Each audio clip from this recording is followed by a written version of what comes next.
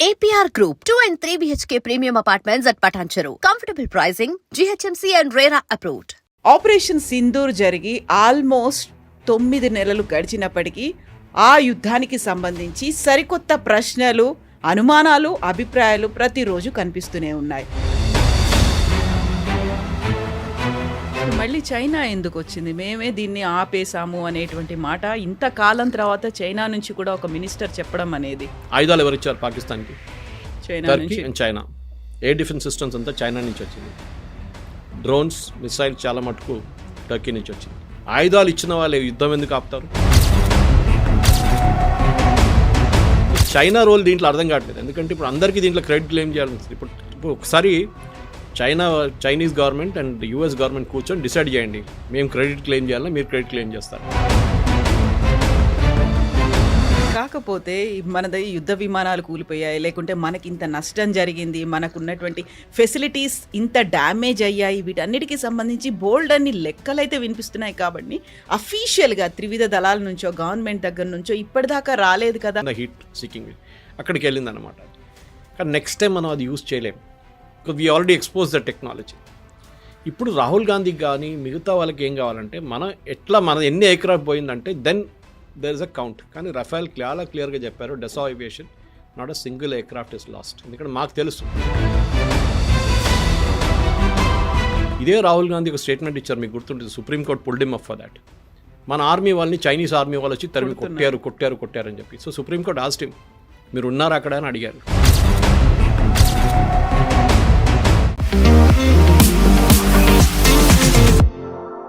నమస్తే, నేను Kavitha. Welcome to I Dream News and నిజాలు. ఆపరేషన్ సింధూర్ జరిగి ఆల్మోస్ట్ 9 నెలలు గడిచినప్పటికీ ఆ యుద్ధానికి సంబంధించి సరికొత్త ప్రశ్నలు, అనుమానాలు, అభిప్రాయాలు ప్రతిరోజు కనిపిస్తూనే ఉన్నాయి. తాజాగా రక్షణ శాఖ మంత్రి రాజ్నాథ్ సింగ్ రాముడి ఆదర్శాలే ధర్మం కోసం పనిచేసేలా ఆపరేషన్ సింధూర్లో మాకు ఉపయోగపడ్డాయి అని చెప్తే, అటువైపు పాకిస్తాన్ నుంచి కూడా అల్లా మాకు తోడుగా ఉన్నాడు అనేటువంటి మాట వినిపించింది. At the same time operation సింధూర్ని ఆపింది మేమే అనేది డొనాల్డ్ ట్రంప్ అంటే, ఇప్పుడు సరికొత్తగా చైనాకు చెందినటువంటి ఒక మంత్రి కూడా మేమే ఇంటర్వ్యూన్ అయ్యాము, యుద్ధాన్ని ఆపాము అనే మాట.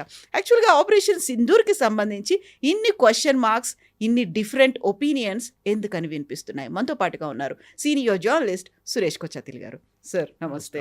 సో ఆపరేషన్ సింధూర్ 2025 మేలో జరిగింది. బట్ అప్పటి నుంచి కూడా ఈ ప్రెసిషన్ స్ట్రైక్కి సంబంధించి ఒక క్లారిటీ లేదు, బోల్డ్ అన్ని డౌట్స్ ఉన్నాయి, వాటికి సంబంధించి ఆన్సర్స్ రాలేదు అని అది ప్రతిపక్షాలు అంటున్నాయి, విభిన్న దేశాలు చెప్తున్నాయి, మధ్యలో అమెరికా ఉంది, ఆ తర్వాత ఇప్పుడు చైనా కూడా వచ్చింది. ఏం జరిగింది, ఎందుకని ఆన్సర్స్ రావట్లేదు?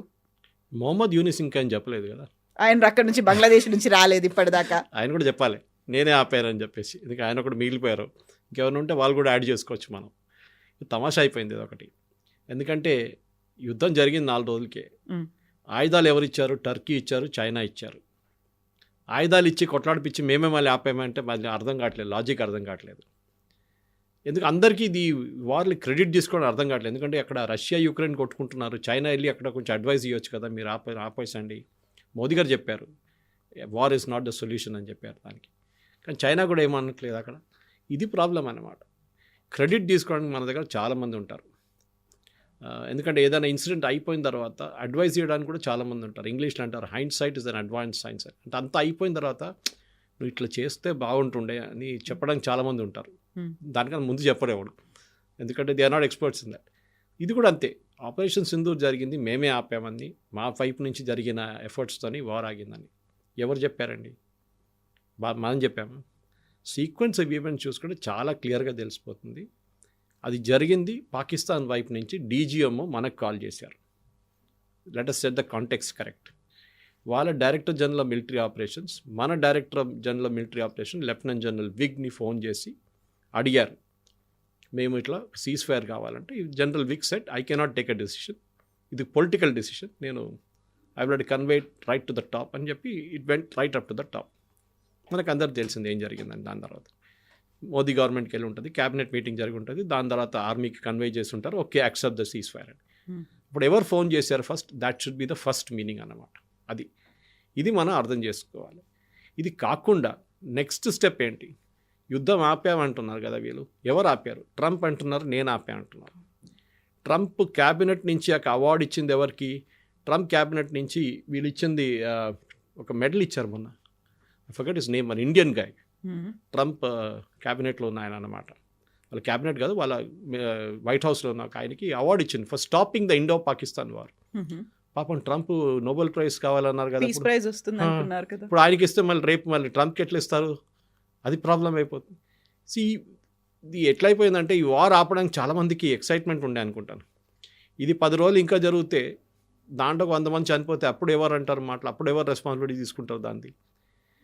యుద్ధం ఆపడానికి మోదీ గారు ఆ రోజు నేను చెప్పినట్టు పొలిటికల్ డెసిషన్ తీసుకున్నారు. చాలామంది కోపం వచ్చింది దాంట్లో. మన వాళ్ళు కూడా చాలామంది అడిగారు, ఎందుకు ఆపారు మోదీ గారు? లాహోర్కి వెళ్ళొచ్చు కదా, కరాచీ పట్టుకోవచ్చు కదా. మన దగ్గర ప్రాబ్లం ఏంటంటే ఆర్మ్ చైర్ ఎక్స్పర్ట్స్ చాలామంది ఉన్నారు.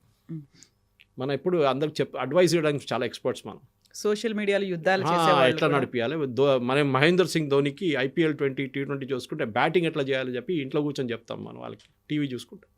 ఇది మనకున్న కెపాసిటీ. ఇది అక్కడ గ్రౌండ్లో వెళ్ళి ఆడమని చెప్పండి, అది ఇంకో గేమ్ ఉంటుంది. సో ఈ పర్టికులర్ యుద్ధంలో కూడా కవిత గారు ఒకటి, రాజ్నాథ్ సింగ్ గారి స్టేట్మెంట్ ఒకటి, అదొక మోర్ ఫిలాసాఫికల్ నోట్లో చెప్పారు. అంటే రాముడి ఐడియల్స్ ఏంటి, ఆయన ధర్మాని కోసం ఫైట్ చేసినప్పుడు ఏం చేశారు, ధర్మానికి చేసినప్పుడు ఏం చేశారు, పీస్ కావాలన్నప్పుడు పీస్ తీసుకున్నారు, ఎప్పుడు కోపం వచ్చి ఆయనకి యుద్ధం చేయాలనుకున్నప్పుడు యుద్ధం కూడా చేయించారండి. అది same thing we see in Mahabharata also. Lord Krishna అర్జునాకి ఇచ్చిన అడ్వైస్ అదే కదా. ఇక్కడ అన్న లేడు, తమ్ముడు లేడు, ఎవరు లేడు, if you see injustice you have to fight, అంతే, సింపుల్ యాజ్ దట్. ఇప్పుడు ఆపరేషన్ సింధూర్లో కూడా కవిత గారు ద ఎంటైర్ థియరీ, ఎందుకంటే మన ఆబ్జెక్టివ్ ఏముండే, ఫస్ట్ ఒక వార్ ఉన్నప్పుడు ఒక ఆబ్జెక్టివ్ ఉంటుంది, ఆ ఒపోనెంట్ని డిఫీట్ చేయాలి. చెస్ గేమ్ ఆడుతున్నప్పుడు కూడా అంతే కదా, క్రికెట్ ఆడుతున్నప్పుడు అంతే, ఆబ్జెక్టివ్ ఉంటుంది. ఈ గేమ్ మనం గెలవాలి, ఈ గేమ్ మనం బ్యాటింగ్ ఫస్ట్ చేస్తే we should win by so many runs, batting second చేస్తే we should win by so many wickets. ఇదొక ఏం ఉంటుంది టీమ్ది.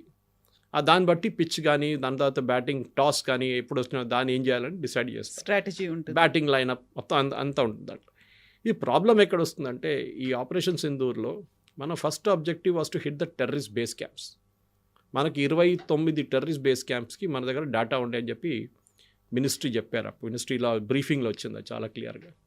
దాంట్లో మనం 8 సెలెక్ట్ చేసాం, 8 సెలెక్ట్ చేసి కొట్టాం, కరెక్ట్గా దాని మీద వెళ్ళి పడ్డది, ఇంక్లూడింగ్ ముద్రికే మిగతా ప్లేస్లన్నీ. కానీ దాని తర్వాత మనం ఏమన్నాం, that we're stopping the war అని చెప్పలేదు, అయిపోయింది. మాకు లిమిటెడ్ ఆబ్జెక్టివ్ ఉండే, we want to do only this. ఆ limited objectives we achieved. Terrorist camp destroy చేసాం, ఇక్కడ మీరు ఏం చేయకండి, మేము కూడా ఏం చేయము. కానీ పాకిస్తాన్ ఏం చేయాలి, మన టెర్రరిస్ట్ క్యాంప్ని కొట్టాలి వాళ్ళు. మన దగ్గర టెర్రరిస్ట్ క్యాంప్స్ ఉందా? లేదు, వాళ్ళ వైపు ఉంది కదా ఉంటుంది. సో వాళ్ళు ఏం చేశారు, మన మిలిటరీ అసెట్స్ మీద, మన క్యాపిటల్ అసెట్స్ మీద కొట్టడానికి ట్రై చేశారు. అది మనం we are stopped it through S-400 కానీ మిగతా ఆకాశ్ మిసైల్స్ ఆపేసుకున్నాము. 3rd డే వెయిట్ చేసి 4th డే పొద్దున మనం వాళ్ళని మొత్తం వాళ్ళ ఎయిర్ ఫోర్స్ బేస్ అన్ని ధ్వంసం చేసాం, వాళ్ళ అవాక్స్ని కొట్టాం, అన్నీ చేసాం. దాని తర్వాత immediately we call for a cease fire. చాలా సింపుల్. ఇప్పుడు దాంట్లో ప్రెసిడెంట్ ట్రంప్ ఏం చెప్పారంటే, నేను ఫస్ట్ ఫోన్ చేశాను చెప్పాను. తర్వాత when Modiji made it very clear, ఎవరు ఫోన్ చేయలేదు, ఇన్ఫ్యాక్ట్ ట్రంప్ ఫోన్ చేశారు కానీ నేను ఫోన్ ఎత్తలేదు అని చెప్పారు. బట్ ట్రంప్ ఆ తర్వాత రీట్రేట్ చేశారు, నేను టారిఫ్లను ఇంకా పెంచుతా అన్నాను, 250% పెంచుతా అంటే భయపడిపోయి వాళ్ళు ఆపేశారు అనే మాట కూడా అన్నారు. అది ఇప్పుడు ఎట్లయిపోయిందంటే ఏదన్నా నేను క్లెయిమ్ చేయొచ్చు, 500 అని కూడా చెప్పొచ్చు కదా, 250 ఎందుకు ఆపారు నాకు అర్థం కావట్లేదు. ఎందుకు భయపడాలి? మనం టారిఫ్ పెడతానంటే మనకు యుద్ధం ఆపేస్తామా? మనం గెలుస్తున్న యుద్ధాన్ని ఏం చేస్తాం మనం? ఇప్పుడు we will fight till the end. మనం టెర్రరిస్ట్ క్యాంప్ని కొట్టాలి, టెర్రరిస్ట్ క్యాంప్ కొట్టాం. కానీ అది కాదు కదా ఇక్కడ ప్రాబ్లం ఎక్కడ వచ్చిందంటే క్రెడిట్ క్లెయిమ్ చేయడానికి. ఎందుకంటే Trump is a character like that. ఆయన ఒక real estate professional, real estate man అని చెప్పచ్చు. ఆయన డీల్ చేస్తాడు, ఇది ఇక్కడ పెట్టి నేను ఇస్తున్నా, నాకే ఇస్తా చెప్పు, ఇది అట్లా మాట్లాడతా. ఆ లాంగ్వేజ్ వాళ్ళది అట్లా ఉంటుంది, రియల్ ఎస్టేట్ వాళ్ళది. ఇది కూడా అదే లాంగ్వేజ్ మాట్లాడుతున్నాను. నేను సీజ్ ఫైర్ ఆఫర్ చేశాను, సీజ్ ఫైర్ కాకపోతే ఇది చేస్తా అని చెప్పాను, దానికోసం అట్లా జరిగింది. ఒక మెచ్యూర్ పొలిటికల్ లీడర్ ఎప్పట్లో మాట్లాడదు. చూడండి, మేము మాట్లాడాము వాళ్ళతోని, ఇద్దరితో ఎక్స్ప్లెయిన్ చేశాము, యుద్ధం ఆపితే బాగుంటుంది, ఇది ఇంకా ముందుకెళ్తే చాలామందికి ప్రాబ్లం వస్తుంది, వీ టాక్డ్ అబౌట్ ఇట్ అని చెప్పొచ్చు. దాంట్లో అన్నిటికంటే ఇంపార్టెంట్ కవిత గారు ఎవరికి ఫోన్ చేశారు చూడండి, పాకిస్తాన్ వైపు ఎవరికి ఫోన్ చేశారు? The Trump himself side Asim మునీర్కి ఫోన్ చేశారు, ఆర్మీ చీఫ్కి. మీరు ఇండియా వైపున ఎవరికి ఫోన్ చేశారు? ఫస్ట్ మోదీ గారు ట్రై చేశారు. మోదీ గారు దొరకకపోతే then they spoke to Ajit Doval. చూడండి పొలిటికల్ డిసిషన్ మేకింగ్. అక్కడ ఆర్మీ చీఫ్ ఫోన్ చేశారు, షబాజ్ షరీఫ్ కాదు. బికాజ్ వాళ్ళకి తెలుసు వాళ్ళ కంట్రీ ఎవరు నడిపిస్తున్నారు.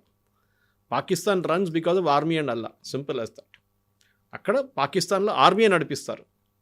దాని తర్వాత వాళ్ళు రిలీజన్ వస్తుంది నెక్స్ట్. సో వాళ్ళు ఫోన్ చేసి షబాజ్ షరీఫ్కి ఫోన్ చేశారు, చేయకుండా అసీం మునీర్కి ఫోన్ చేశారు. అసీం మునీర్ న్యాచురల్ షబాజ్ షరీఫ్ దగ్గర చెప్పుంటారు, వాళ్ళు సీజ్ ఫైర్ అడుగుతున్నారు, సీజ్ ఫైర్ తీసుకోమంటే ఏం చెప్తారు? ఇన్ఫార్మ్ డీజీఎంఓ అంటారు. వాళ్ళ డీజీఎంఓకి చెప్పారు, ఆయన మనకు. So this is the sequence అనమాట. దాంట్లో దుంకి క్రెడిట్ తీసుకోవడము, మళ్ళీ మొన్న మెడల్ ఇవ్వడం, ఇంకొక ఆయనకి మెడల్ ఇచ్చాడు దానికి. దాని తర్వాత చెప్పారు కదా 7 ఎయిర్క్రాఫ్ట్లు కొట్టుపడేసాను. ఇవాళ దగ్గర ట్రంప్ చెప్పట్లేదు ఎవరు ఎయిర్క్రాఫ్ట్లు అని చెప్పేసి. రఫేల్ కూడా కూలిపోయింది అనేది కూడా ట్రంప్ కూడా చెప్పారు కదా అదే మాట. ప్రతి రఫేల్కి ఒక కీ ఉంటుంది. కీ అంటే మన నార్మల్ ఫిజికల్ కీ కాదు, ఒక డిజిటల్ కీ ఉంటుంది. కోడ్ వర్డ్స్తో. కోడ్ వర్డ్ కాదు, అప్గ్రేడేషన్ ఆఫ్ సాఫ్ట్వేర్ కోసం.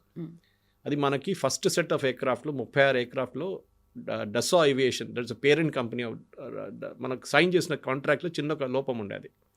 They didn't give us a key for it. ఈ కీతోని మీరు మీ మిసైల్ సిస్టమ్ కూడా అప్గ్రేడ్ చేసుకోవచ్చు. అంటే మీ వింగ్స్ కింద ఉన్న మిసైల్ లోడ్ చేయడానికి పాడ్స్ ఉంటుంది. అది ఒక స్టాండర్డ్ పాడ్ ఉంటుంది, ఇంత లెంగ్త్ ఇంత విడ్త్ దాంట్లో పెట్టుకోవచ్చు, దాని కింద ఇంత వెయిట్ దాకా తీసుకుంటుందని. మీరు ఎక్సెస్ పెట్టలేదు కదా, వింగ్ పడిపోయి వింగ్ ఎరిపోతుంది. అది దానికి మార్చడానికి కూడా ఈ కీ కావాలి మనకి, సాఫ్ట్వేర్ కీ. అది మనకి ఇవ్వలేదు. కానీ అక్కడ కూర్చొని డసో ఏవియేషన్కి మన దగ్గర ఉన్న ఎయిర్క్రాఫ్ట్ ఎక్కడుందని కూడా చెప్పగలరు వాళ్ళు. మన జీపీఎస్ లాగా, just like GPS we can say where did you park your car yesterday. వాళ్ళ దగ్గర డేటా ఉంటుంది. సో డసో క్లియర్గా చెప్పారు, 1 ఎయిర్క్రాఫ్ట్ హ్యాడ్ అన్ ఇష్యూ. ఒక ఎయిర్క్రాఫ్ట్కి 19,000 ఫీట్లో ఒక ఇష్యూ ఉండే, దించి కిందకి తీసుకొచ్చారు, దాన్ని రిపేర్ చేసి second day they all flew. This is exactly air marshal Bharti చెప్పారు ప్రెస్ కాన్ఫరెన్స్లో ఆ రోజు. Next day all our pilots flew అని చెప్పారు. అది all is very important. All word is చాలా, ఎందుకంటే మీడియాలో మనం ఒకసారి మిస్ అయిపోతాం అది. కానీ all our pilots flew the next day అన్నమాట. We didn't lose a single pilot. ఎందుకంటే మన దగ్గర కవిత పాకిస్తాన్ లాగా కాదు. ఒక ఎయిర్క్రాఫ్ట్ కూలి కింద పడితే వీడియో తీసుకోవడానికి 10 మంది ఉంటారు. ఊరోళ్ళు, ఆ పక్కన ఉన్న వాళ్ళు అందరి దగ్గర మొబైల్ ఫోన్ ఉంటుంది. ఆ పైలట్కి ఏమైనా అయిందనుకొని దానికి సపోజ్ ఈ పాస్ట్ అవే, ఆయన చనిపోతే పెద్ద ప్రాసెస్ ఉంటుంది, దానికి ఫ్యూనరల్ ఉంటుంది, స్టేట్ ఫ్యూనరల్ ఉంటుంది, అన్నీ చేస్తారు వీళ్ళు, మిలిటరీ ఆనర్స్ ఉంటుంది. మనం ఏం చూడలేదు అది. మన దాంట్లో కార్గిల్ వార్లో కూడా చూడండి, పాకిస్తాన్ వాళ్ళు వాళ్ళ చనిపోయిన సైనికులు తీసుకెళ్ళలేదు, వాళ్ళు డెడ్ బాడీ అక్కడే పట్టేసి వెళ్ళిపోయారు వాళ్ళు. No army will do it. ఒక ప్రొఫెషనల్ ఆర్మీ ఫోర్సెస్, ఆర్మీ అంటే ఫోర్సెస్, ఎవరు వాళ్ళ సోల్జర్స్ని అక్కడ పడేశారు. లెఫ్టినెంట్ కాలియా కోసం మన ఎన్ని రోజులు ఆయన బాడీ కోసం, వాళ్ళ టీం బాడీ కోసం మనం దేవులాడు 45 రోజుల తర్వాత దొరికింది మనకు ఆ బాడీ. అది lieutenant Kalia was the first person to be killed in Kargil war. ఇది చాలా ఇంపార్టెంట్. సో మన దగ్గర ఉన్న ప్రొఫెషనల్ ఆర్మీ సిస్టమ్ పాకిస్తాన్లో లేదు. Pakistan army is politicised. వాళ్ళు ఫస్ట్ ఏం చేస్తారు, ఆర్మీలో ఒక మీరు మేజర్ జనరల్ లెవెల్లో రాగానే లండన్లో ఒక పెద్ద ఇల్లు తీసుకుంటారు, దానికి ఏజెంట్లు ఉంటారు డబ్బులు కట్టడానికి రెడీగా. Pakistan army totally compromise. So మేము వార్ ఆపాము, మేము చెప్పాము, దానికోసం ఇండియా ఆపేశారు. ఇదే ఆయన థాయిలాండ్లో ట్రై చేసిండు. థాయిలాండ్ కంబోడియా కొట్టుకుంటే మేము వెళ్ళి చెప్పేసాము ఆపేసేయండి అని చెప్పి అందరూ ఆపేశారండి. మళ్ళీ మొదలైంది. మళ్ళీ అన్నాడు మేము పంపిస్తున్నాం మనుషులని చెప్పాడు. మళ్ళీ కొట్టుకున్నారు. మొన్న సుడాన్లో అదే జరిగింది. సుడాన్ నుంచి ఎవరో ఇద్దరిని తీసుకొచ్చి వైట్ హౌస్లో కూర్చోబెట్టి సంతకం చేయించాడు. తర్వాత అడిగితే వాడెవడు నాకు తెలియదు, వీరెవడు నాకు తెలియదు అంటారు వాళ్ళిద్దరు. So who are those 2 people, God only knows. ఈ ఇమేజరీ కోసం, ఫోటో ఆప్ అంటాం చూడండి మనం, ఫోటో ఆప్ కోసమే ట్రంప్కి ఇది అన్ని చేస్తారన్నమాట. ఆయనకి కావాల్సింది that he wants photo opportunities. దానికోసం ఎవరినైనా తీసుకొచ్చి అక్కడ కూర్చోబెట్టి సంతకం చేయడం, నేనే చేశాను అన్ని, నేనే అన్ని ఆపాను, యుక్రెయిన్ రష్యా వార్ నేనే ఆపాను. ఓకే, ఏ లోకంలో ఎక్కడ ఏ యుద్ధం రోడ్డు మీద ఇద్దరు కొట్టుకుంటే కూడా వాళ్ళు నేనే ఆపాను అని చెప్పడానికి ట్రంప్ చాలా పెద్ద ఛాంపియన్ అన్నమాట. ఇప్పుడు మళ్ళీ చైనా ఎందుకు వచ్చింది? మేమే దీన్ని ఆపేసాము అనేటువంటి మాట ఇంతకాలం తర్వాత చైనా నుంచి కూడా ఒక మినిస్టర్ చెప్పడం అనేది. మీరు ఆలోచించండి కవిత గారు, ఆయుధాలు ఎవరు ఇచ్చారు పాకిస్తాన్కి? Turkey and China. Air defence systems అంతా చైనా నుంచి వచ్చింది. డ్రోన్స్, మిసైల్ చాలా మటుకు టర్కీ నుంచి వచ్చింది. ఎయిర్క్రాఫ్ట్ J-15, J-17 చైనా వాళ్ళు ఇచ్చారు. ఆయుధాలు ఇచ్చిన వాళ్ళు యుద్ధం ఎందుకు ఆపుతారు? అది 2 కూలు పడితే ఇంకా 2 తీసుకుంటారు కదా మా దాన్ని అనుకుంటారు. 10 డ్రోన్లు యూజ్ చేసుకుని ఇంకా 10 అడుగుతారు కదా మన దారిని. సో చైనా రోల్ దీంట్లో అర్థం కావట్లేదు. ఎందుకంటే ఇప్పుడు అందరికీ దీంట్లో క్రెడిట్ క్లెయిమ్ చేయాల్సి ఉంటుంది. ఇప్పుడు ఒకసారి Chinese government and US government కూర్చొని డిసైడ్ చేయండి, మేము క్రెడిట్ క్లెయిమ్ చేయాలా, మీరు క్రెడిట్ క్లెయిమ్ చేస్తారని. ఎందుకంటే వీళ్ళు ఇప్పుడు నేను అదే చెప్పాను, మొహమ్మద్ యూనిస్ ఇంకా క్లెయిమ్ చేయలేదు, మా బంగ్లాదేశ్ వాళ్ళు కూడా రేపు చెప్తారు మేమే ఆపాము ఇదంతా యుద్ధం అని చెప్పేసి. అందరికీ ఇదొక్కటే యుద్ధం ఉందండి, అందరు క్లెయిమ్ చేస్తున్నారు. అక్కడ పక్కన రష్యా యుక్రెయిన్ పిచ్చోళ్ళ కొట్టుకుంటున్నారు. అక్కడ వెళ్ళి ఆపండి కొంచెం, వాళ్ళకి చెప్పండి ఎందుకు ధైర్యం చేయలేక. 1,00,000 మంది అక్కడ చనిపోయారు, 1,00,000 మంది ఇక్కడ చనిపోయారు. అంటారు బాక్సింగ్ రింగ్లో లాస్ట్ 14th రౌండ్లో ఎట్లా ఉంటుంది చూడండి, మొత్తం టైర్డ్ అయిపోయి కింద పడిపోయి ఆ పరిస్థితికి వచ్చేసారు ఇద్దరు. అప్పుడు కూడా నడుస్తుంది యుద్ధం, అక్కడ ఆగట్లేదు. సో ఈ క్రెడిట్ క్లెయిమ్ చేయడంలో చైనీస్ వాజ్ రియలీ లాఫబుల్. ఎందుకంటే అర్థం కాదు. అప్పుడు ట్రంప్ మళ్ళీ కూడా మనం ఒక బెనిఫిట్ ఆఫ్ డౌట్ ఇవ్వచ్చు. కానీ ఈ చైనీస్ వాళ్ళు ఎక్కడి నుంచి వచ్చారు, వాళ్ళకి ఏం దీంట్లో లాజిక్ ఎక్కడ, వాళ్ళకి మనతో మాట్లాడడానికి first of all China doesn't have proper diplomatic relations మనతో, చైనాతో ఇప్పుడు దాకా లేకుండే.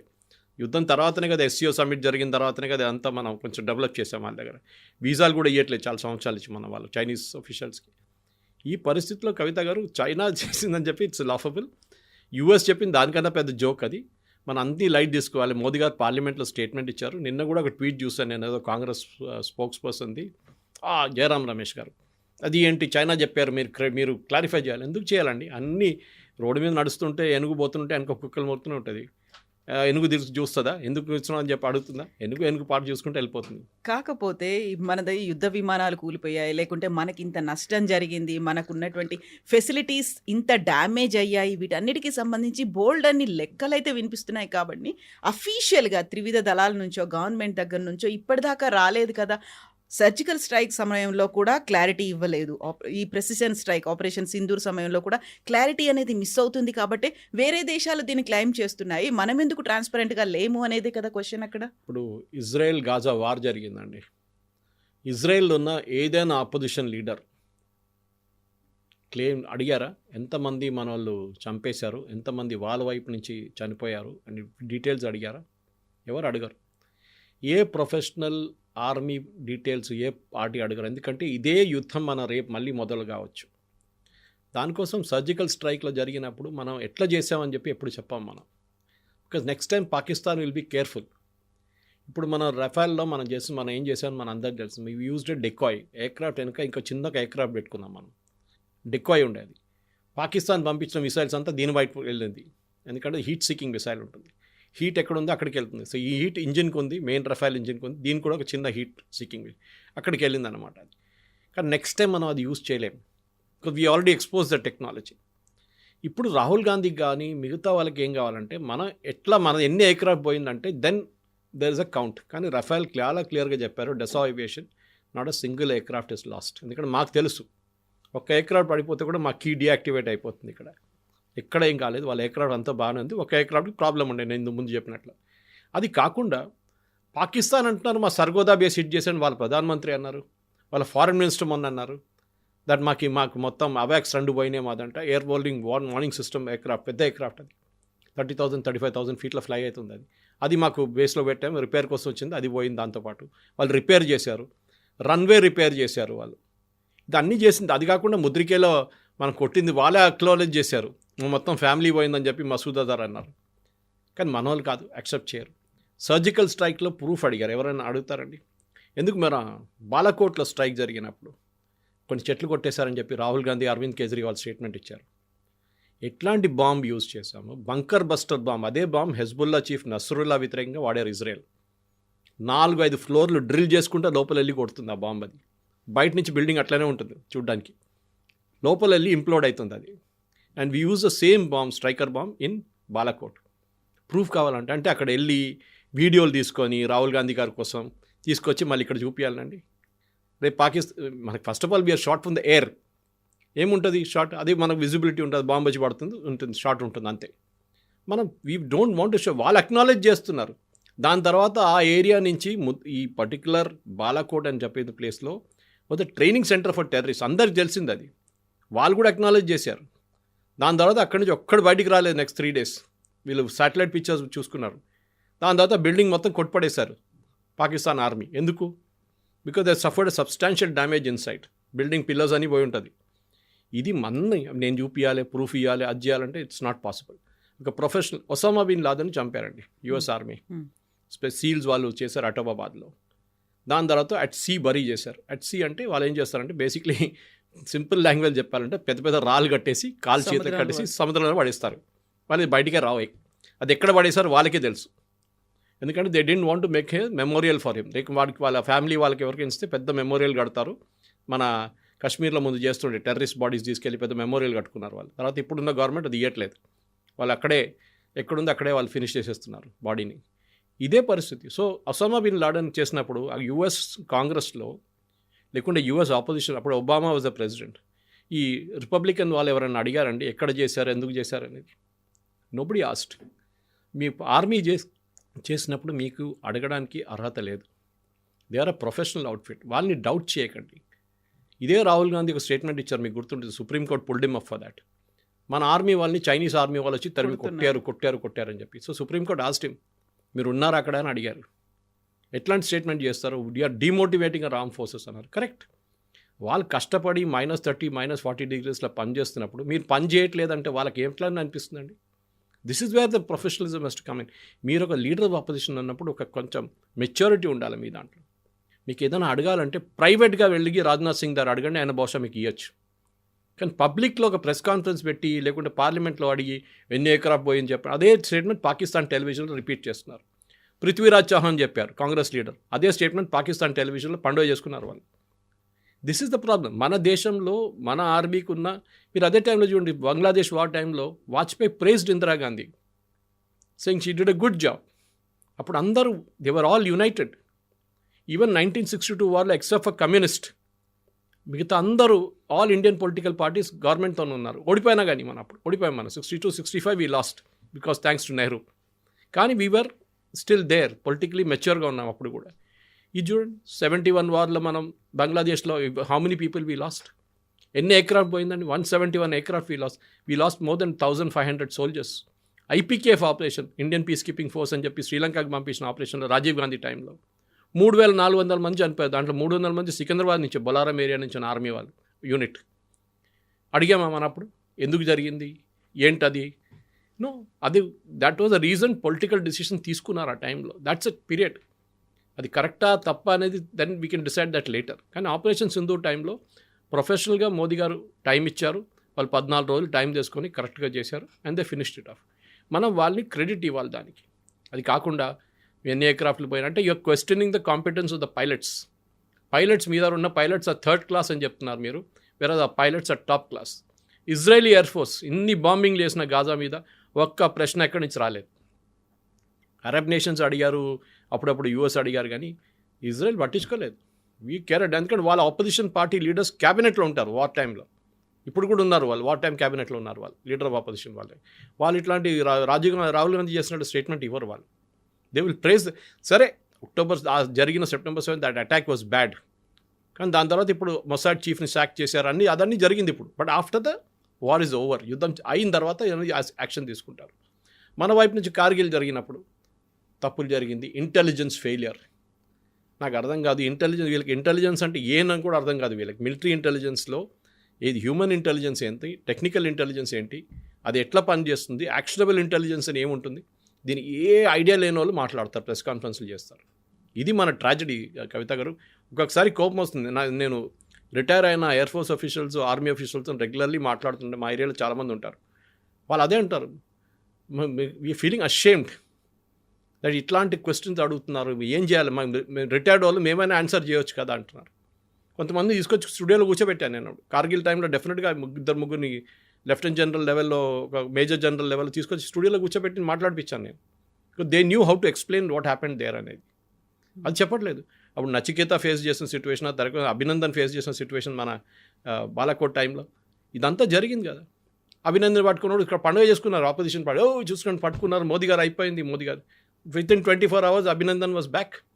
తర్వాత పాకిస్తాన్ పార్లమెంట్లో చెప్పారు కదా that his legs was shaking అని చెప్పి వాళ్ళ ఫారిన్ మినిస్టర్ది పార్లమెంట్లో మాట్లాడుతున్నప్పుడు. అదే కదా, అది మనం చేసాం మనం. బికాజ్ డెడ్ లైన్ ఇచ్చారు మోదీ గారు, 24 hours లోపల పంపించకపోతే అంతే సంగతి మీద అని చెప్పేసి. And US acknowledged it that all Indian missiles are pointing towards Pakistan అని. They knew the end result ఏమవుతుంది అనేది. సో మన ఆర్మీని మనం రెస్పెక్ట్ చేద్దాం కవిత గారు. ఈ చైనా వాళ్ళు క్లెయిమ్ చేసే కానీ, అంటే చైనీస్ని బిలీవ్ చేస్తున్నామా, యూఎస్ని బిలీవ్ చేస్తున్నాం, మన ఆర్మ్ ఫోర్సెస్ని బిలీవ్ చేస్తున్నాం. మన పొలిటికల్ ఎస్టాబ్లిష్మెంట్ దీని న్యూస్ ఇవ్వక్కర్లేదు. Army has given, general Chauhan చాలా డీటెయిల్ స్టేట్మెంట్ ఇచ్చారు, ఎయిర్ ఫోర్స్ చీఫ్ మాట్లాడారు దీని గురించి. అది కాకుండా నేవల్ ఆపరేషన్స్ చాలా కన్స్ట్రైన్డ్గా ఉన్నాయి, వాళ్ళది ఎక్కువ చేయలేదు వాళ్ళు. వీళ్ళిద్దరు చాలా డీటెయిల్గా బ్రీఫింగ్ ఇచ్చారు. దానికన్నా ఎక్కువ మనం చెప్పక్కర్లేదు. Some things cannot be said, చెప్పకూడదు కూడా ఏం జరిగింది వార్ ఫ్రంట్లో అని. And don't forget to subscribe to iDream. And for more videos, Please subscribe to iDream. Please subscribe to iDream. Please subscribe iDream. And please subscribe to iDream. For more videos, subscribe to iDream. Please like, share and subscribe to the channel. congratulations, iDream. Subscribe to iDream.